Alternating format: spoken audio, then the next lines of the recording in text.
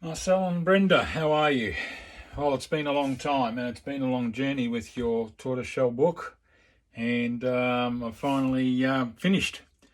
And I'm happy to get it to you because I feel satisfied with the gluing of that spine, which was absolutely a bit of a nightmare trying different glues from all over the place, all over the world actually. And the ones I used from from the UK were no good. And but anyway, I put a mixture together that seemed to have worked and held on some other things that I've glued, and then I tried it on this and it seemed to work out very well. So finally, I can show that to you. Obviously it's cracked. You'd still see the crack line. You're never going to get rid of that, but as you can see, it's all together, and I haven't trimmed this at all. That's the broken piece that was there anyway, that you had before in comparison to your other side, which is that side, which is the way it is, the way it was. But that crack run right up here through these two clasp hinges and then out the end here. And of course that was like it was, but I haven't had to trim. I thought I'd have to trim this away here and this also to match it. But I didn't have to do that at all, so it's all good. Now I've been opening and shutting this a lot of times over the time that I've glued it and let it dry, and I feel that it's about the best you're going to get. And now that I've put this all together, I can see the reason why it broke in the first place, because when they've made it quite restrictive. This is a book you should never read, because this is exactly what would happen. Because what's happening when you're actually opening those pages, these paper edges go all the way up to the top. So when you're opening it, you try and open the spine here as you're opening it, it's restricted by these two sides. And these two sides actually hold it together. So if I take the clasps off and open it to the center, as you can see, if I try and push down to read the inside of this book, sorry, I'm holding it the wrong way. If I was trying to open the book here, there's actually a better way to look at it. If I tried to force that to read the center of the book here, I'd actually put a lot of pressure here, and that's exactly what's happened. So this book was really, it would have been near impossible to read, even when it was brand new, back in 1715. So that's my theory on the reason it broke. But I've got it back together now, and the clasps still close easier now, which is good. This one sort of wiggles loose from time to time, but it's okay when you're not pressing it. As soon as you press it, it will open it, okay?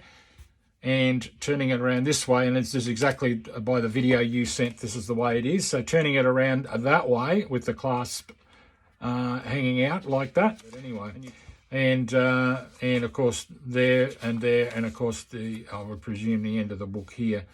But when you're reading it this way,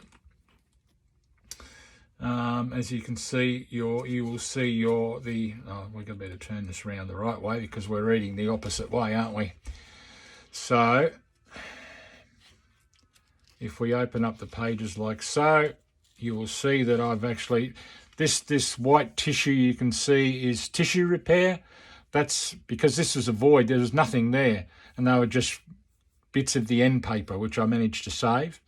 And as you can see, the inside of the hinge also is open. This is the way it would have had to have been, because if that was an end paper, you wouldn't actually be able to open the cover even.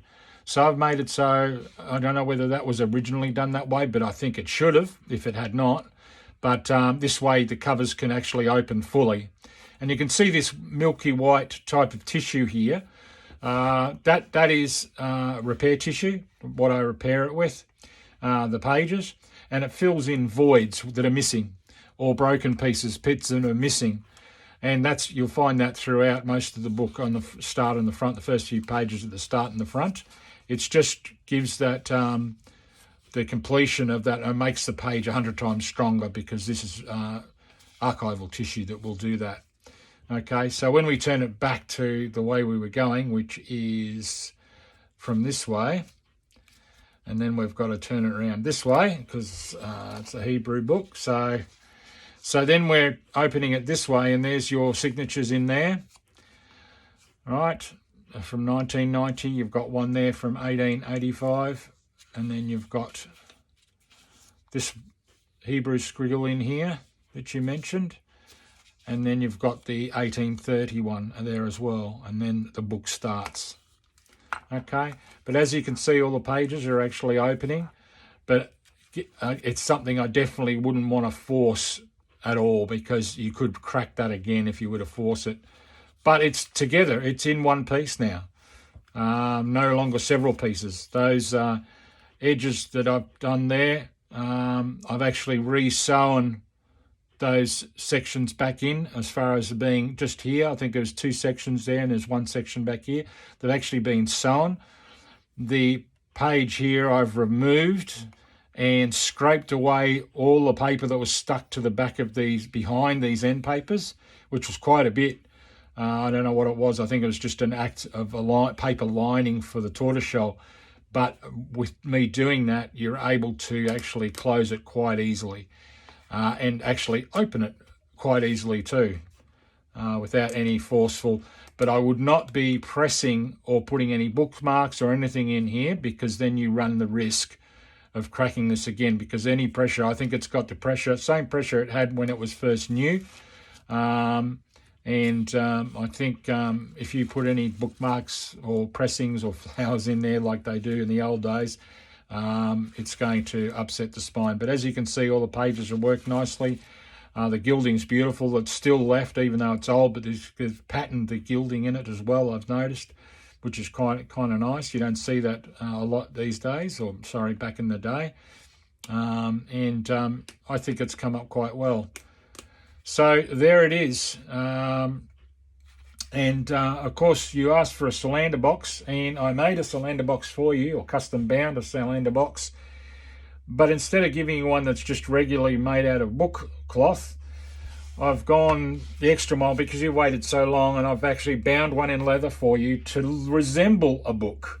Not this book, because I can't get tortoiseshell today, but I've used something that was as close a match that I could do in leather.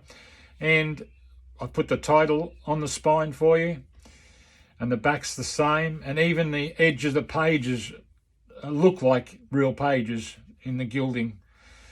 And then when you open it, it opens up like so, and that's the inside.